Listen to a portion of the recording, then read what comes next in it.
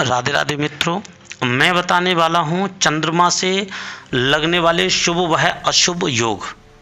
तो चंद्रमा पृथ्वी पर सबसे ज़्यादा असर डालने वाला ग्रह है और इसका सीधा असर व्यक्ति के मन संस्कारों पर पड़ता है। इसीलिए चंद्रमा से बनने वाले एक योग नहीं, कई योग हैं और जो बहुत ही महत्वपूर्ण हैं। ये 3 योग शुभ योगों में आते हैं, अनफा, सुनपा और दुर्धरा।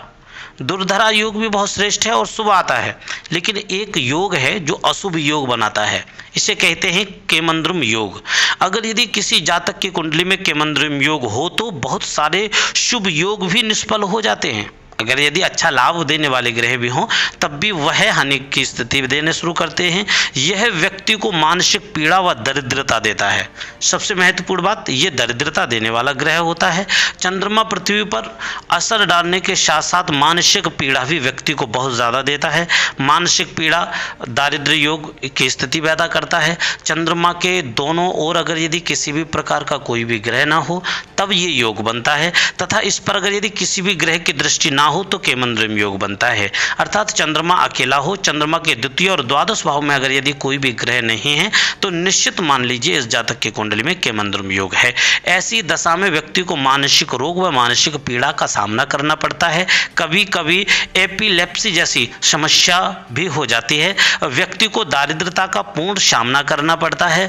धन को लेकर बहुत ज़्यादा उतार चढ़ाव आते हैं। ऐसा व्यक्ति कई प्रकार के बिजनेस करता है पर सफल नहीं हो पाता है। इसके कारण व्यक्ति को माता का सुख प्राप्त नहीं होता है। केमंद्रुम योग सबसे ज्यादा प्रभावशाली कर्क राशि, वृश्चिक राशि व मीन राशि में, मीन लगन में ज्यादा प्रभावशाली होता है। और सबसे महत्वपूर्ण बात, ये ग्रह जो है किस किस तरीके से और कैसे अशुभ अर्थात भंग भी हो जाता है। तो ये कब भंग होता है मैं उसके बारे में बताना चाहता हूँ। जब चंद्रमा से अष्टम या षष्ठम भाव में शुभ ग्रह हों, षष्ठम या अष्टम भाव में शुभ ग्रह हों तो केमंद्रुम योग समाप्त हो जाता है। जब कुंडली में शुभ ग्रह मजबूत हो तब भी केमंद्रुम योग समाप्त हो जाता है।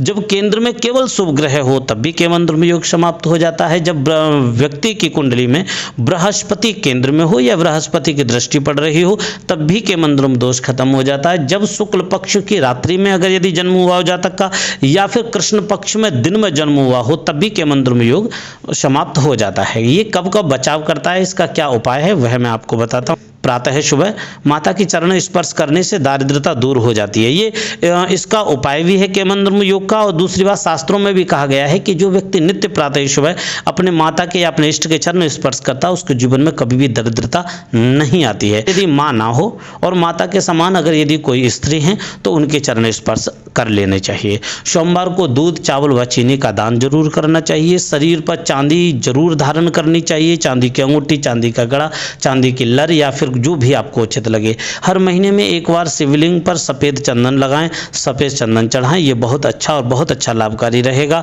शिव जी के भक्तों को भी केमंद्रुम योग का अधिक ज़्यादा प्रभाव नहीं पड़ता तो भगवान शिव की आराधना श्रेष्ठता से करिएगा। अगर यदि केमंद्रुम योग अति प्रबल है और अगर यदि आपको उसका उपाय नहीं मिल रहा है तो आप अपने गुरुजनों से, ब्राह्मणों के द्वारा अपनी कुंडली से केमंद्रुम दोष का निश्चित ही निवारण कराइए। नहीं तो यह आपको इतनी बड़ी पीड़ा देगा जिसके बारे में आप कभी सोच भी नहीं सकते और आपको इससे बहुत बड़ी परेशानियों का सामना करना होगा। इसी के साथ मैं आपसे इजाजत चाहता हूँ। राधे राधे, जय जय श्री।